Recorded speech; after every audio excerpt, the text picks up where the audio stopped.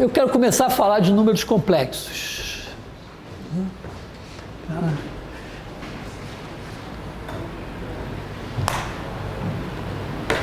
Então, vamos falar de números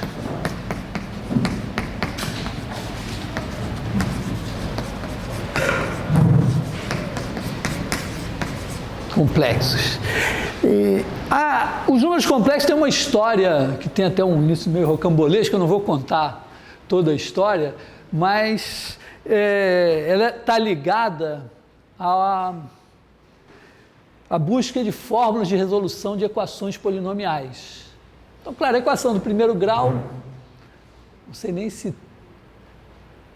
vamos dizer, se dá para saber quando foi a primeira vez que resolveram a equação do primeiro grau. A equação do segundo grau tem lá a sua história, mas de qualquer maneira é uma coisa que, vamos dizer, quando a álgebra começa, as equações do segundo grau são resolvidas, né? Se você pegar uma equação ax2 mais bx mais c igual a zero, uma maneira de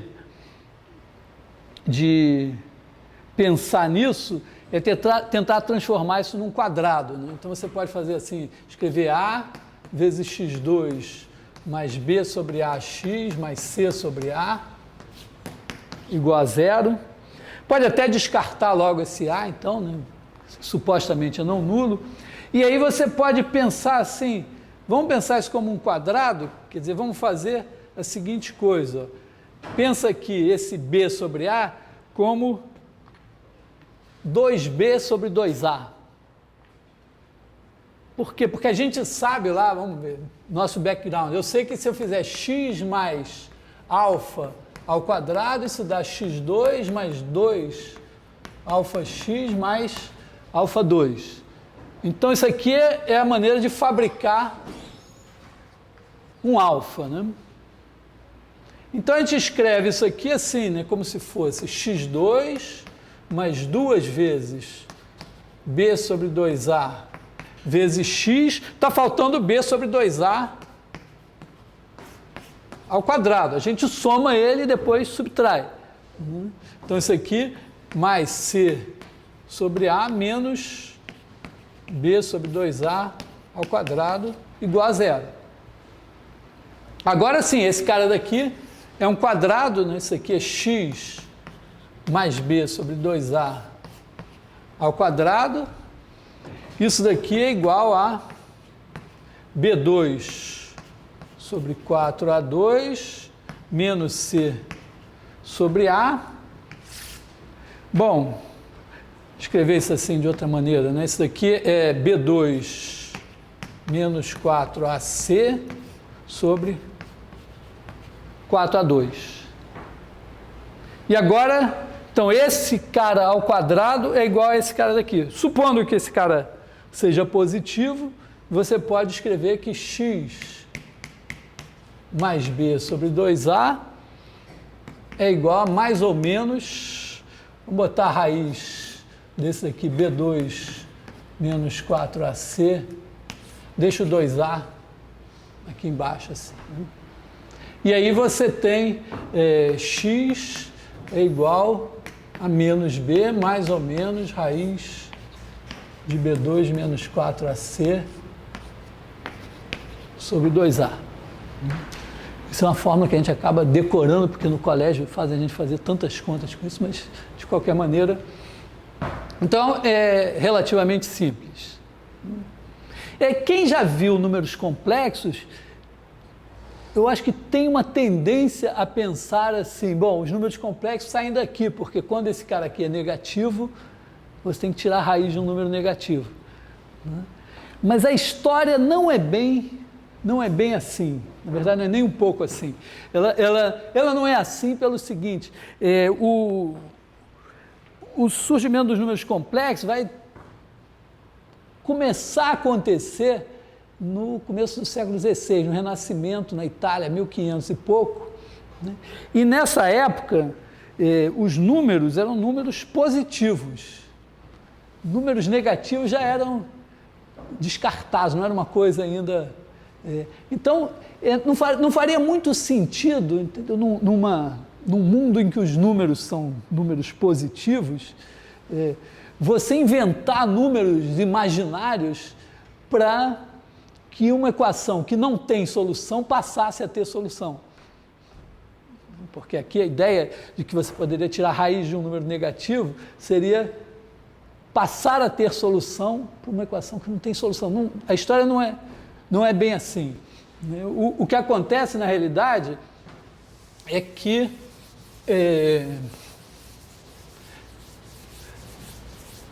já conhecida a fórmula para a equação de segundo grau, as pessoas buscam métodos para resolver equações do terceiro grau.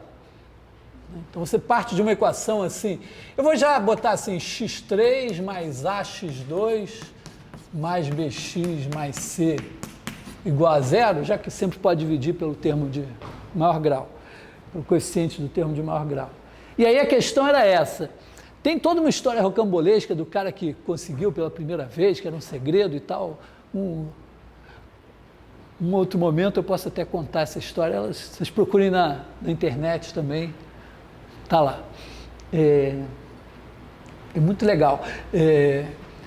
Mas uma maneira de tentar resolver essa equação é procurar simplificar. Então, uma primeira simplificação seria tentar eliminar o termo de segundo grau. Tem vamos dizer, vou tirar uns coelhos da cartola aqui, mas a gente poderia escrever x igual a z mais algum cara, alfa, né? E tentar escolher o alfa de maneira que essa coisa em z não tivesse termo do segundo grau. Então você bota z mais alfa ao cubo mais a, z mais alfa ao quadrado, mais b vezes z mais alfa, mais c, igual a zero. E aí faz, né, isso aqui dá z3 mais 3 alfa z2 mais 3 alfa 2z mais alfa 3 mais a z ao quadrado mais 2a alfa z mais a alfa 2 mais bz mais b alfa mais c igual a zero, está enorme, né? E aí a ideia é providenciar para que esse termo daqui, os termos em Z2, se cancelem. Então você vai ter que ter 3 alfa mais a igual a zero. E aí você tem alfa igual a menos a sobre 3, resolve o nosso problema. Tá? Então, o fato é o seguinte, é que essa equação ela pode ser convertida numa equação em z, z3 mais pz mais q igual a zero. Eu não vou fazer todas as contas aqui para saber quem é o p, quem é o q, mas o fato é que uma simples translação, né, fazer x igual a z menos a sobre 3, ou z igual a x mais a sobre 3, faz com que a equação não tenha mais o termo do segundo grau. E aí vira uma coisa assim. Tem um detalhe interessante, que eu também não vou discutir agora, que é o seguinte,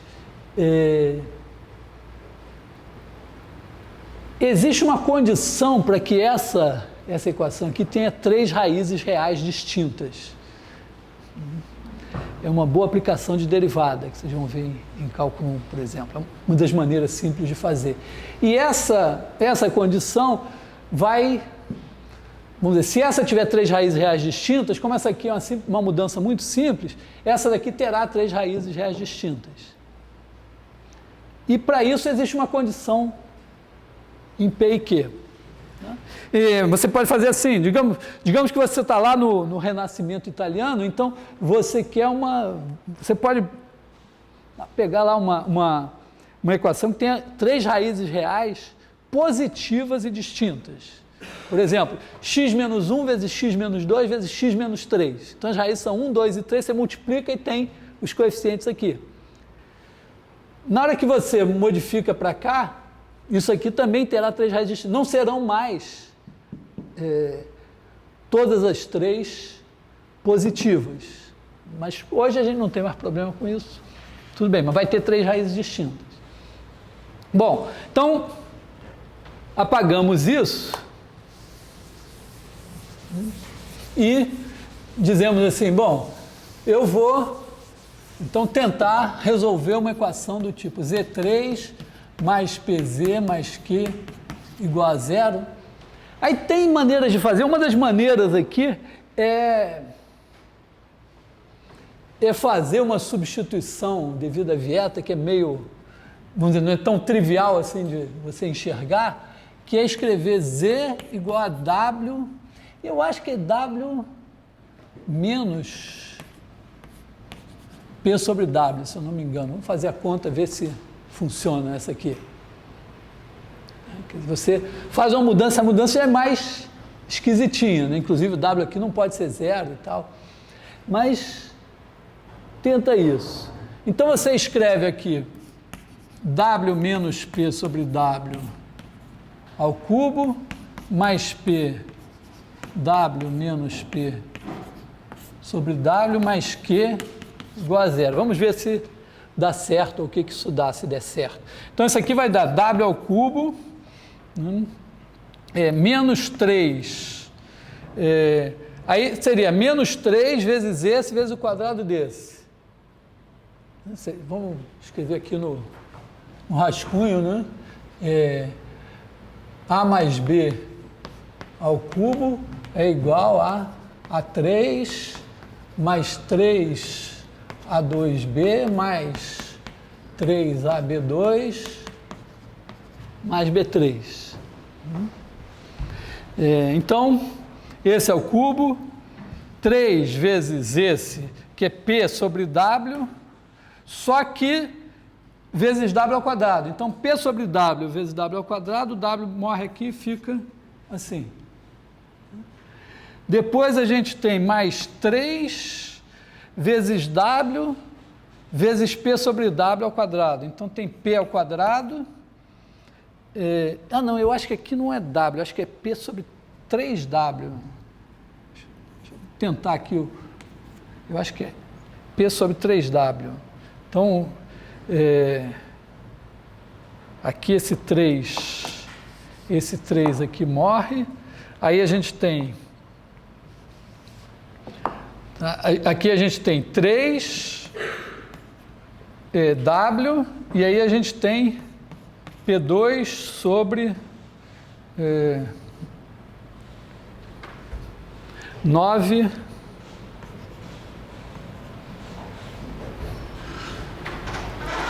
W ao quadrado. Será que é isso mesmo? Se não for P sobre 3W, é 3P sobre W. Vamos ver se esse funciona. Então, corta aqui, 3. Então, aqui fica P2 sobre 3W.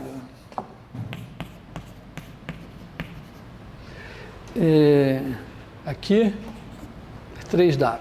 E agora aqui, ó, mais PW, e aqui menos P2 sobre 3W, mais Q, igual a zero. Faltou alguma coisa. Ah, sim, faltou o termo em P ao cubo sobre 27 W ao cubo aqui. Tá, eu botei esse ao cubo, aí 3 vezes esse ao quadrado vezes esse, 3 vezes esse ao quadrado, e faltou esse aqui ao cubo, que eu estou acrescentando aqui do lado. Tá?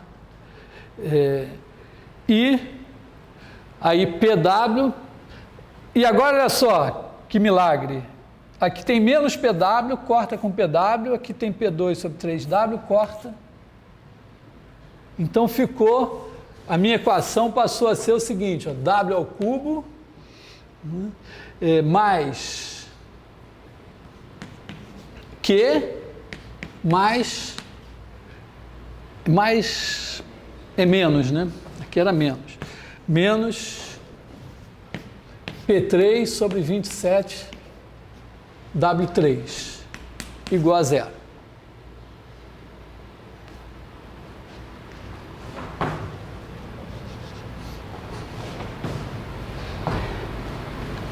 E agora?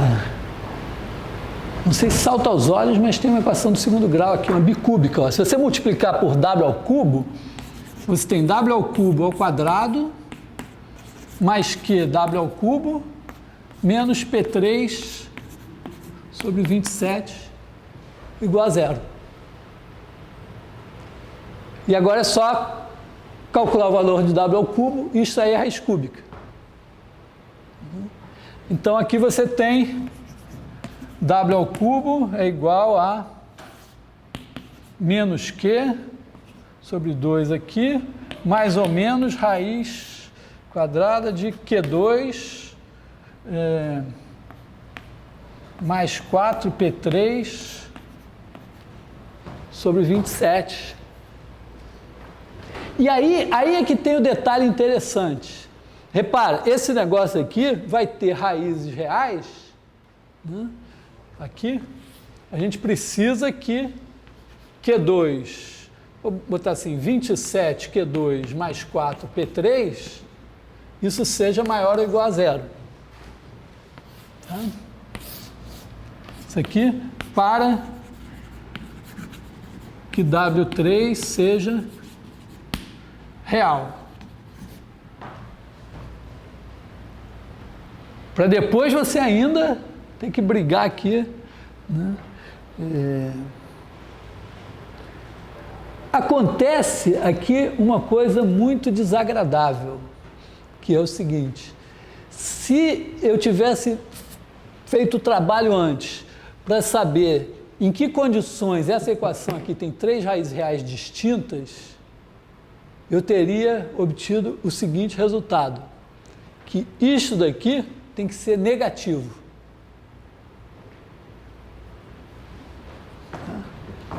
Então, repara, se você partir de uma equação do terceiro grau com três raízes lindas, né? Pega x menos 1 vezes x menos 2 vezes x menos 3, multiplica, tem uma equação do terceiro grau, aí você faz o primeiro macete para obter uma equação desse tipo. Então, você partiu de uma equação do terceiro grau com três raízes reais positivas, mudou para cá, fez esse negócio e tal, fez as contas todas, aí você diz, bom, tudo estará resolvido se eu achar esse W e extrair as raízes cúbicas. Aí, quando você olha, infelizmente, esse negócio tem aqui um número negativo. E aí, poxa, foi uma linda ideia que não deu certo. Então, fica aquela coisa assim agora. Mesmo depois, né, ainda tem que extrair as raízes cúbicas. Foi aí que realmente alguém disse, não, mas foda-se, vou continuar a conta. Tá?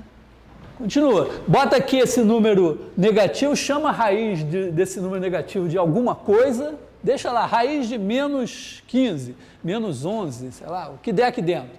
E continua fazendo as contas, operando. Então você fica com números da forma assim, que tem uma parte, sei lá, vamos dizer, 3 mais raiz de menos 11. Então é um número que tem uma parte, ainda não tinha esses números, mas tem uma parte real e uma parte aqui que é uma parte imaginária. E continua fazendo as contas, começa a operar com esses caras aqui e vai em frente.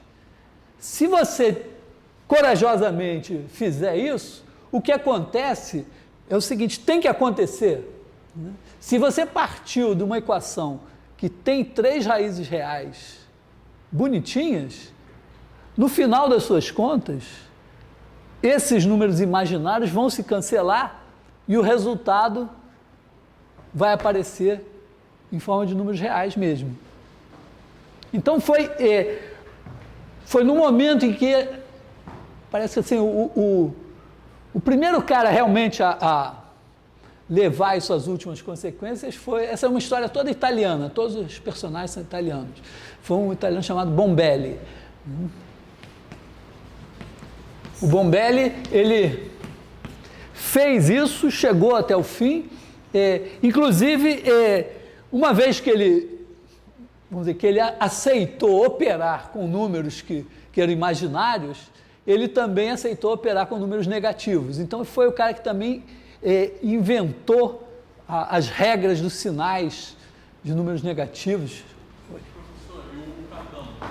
O Cardano está aqui no meio da história, porque essa história começa assim, tem o Scipione del Ferro. Resumidamente é o seguinte, o Scipione del Ferro, ele é o cara que é o primeiro a conseguir resolver a equação do terceiro grau. Mas hoje, quando um cara faz alguma coisa nova em matemática, a primeira providência dele é publicar, a não ser que ele trabalhe para o serviço secreto, para as Forças Armadas dos Estados Unidos, de Israel, de algum lugar assim, pode ser que seja alguma coisa que vai ficar secreta, mas normalmente a primeira coisa que o cara vai fazer é publicar aquilo para todo mundo saber que ele fez.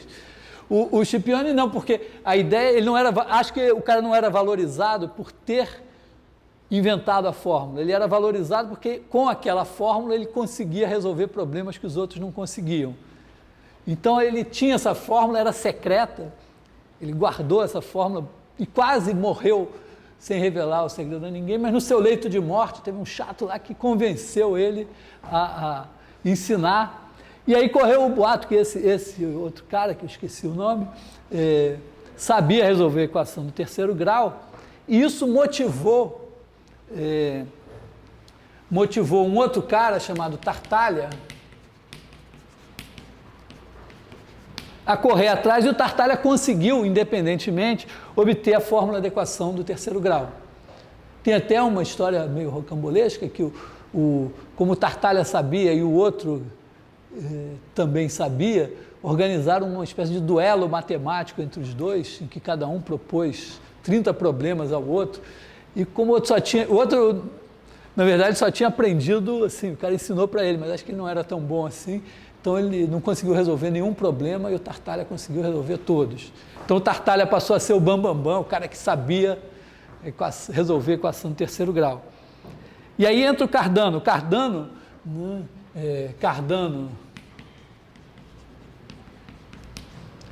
e seu assistente Ferrari.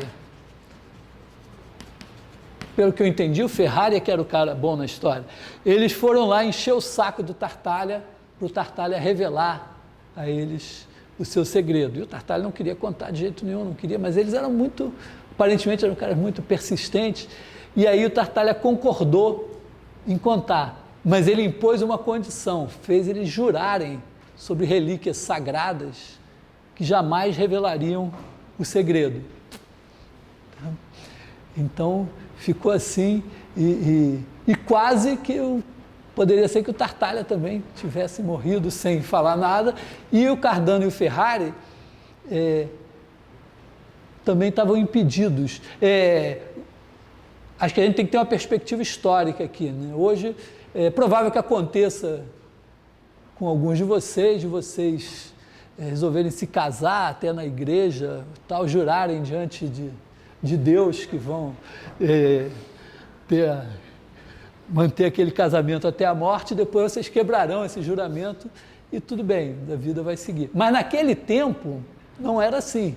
Se o cara jurou sobre relíquias sagradas manter esse segredo, se ele revelasse o segredo, ele ia para o inferno, não tinha perdão, vai para o inferno e pronto. Então eles não podiam revelar o segredo. A coisa ficou pior ainda porque em seguida o Ferrari conseguiu uma maneira de resolver a equação do quarto grau, mas o método dele passava por uma equação do terceiro grau.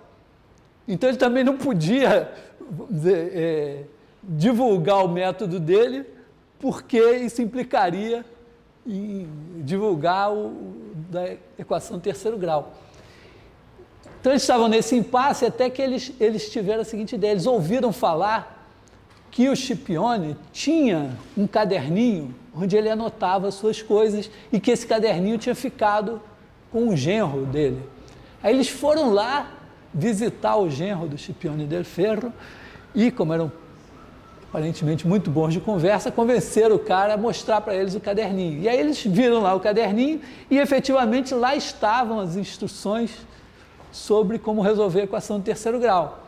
Aí eles disseram, bom, agora nós aprendemos, podemos dizer, que nós vamos revelar a fórmula, não a que nós aprendemos do Tartaglia, mas a que nós aprendemos do Scipione, aí nós não juramos nada.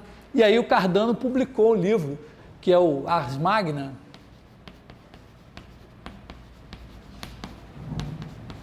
publicado em latim, está na internet, vocês podem achar, e lá tem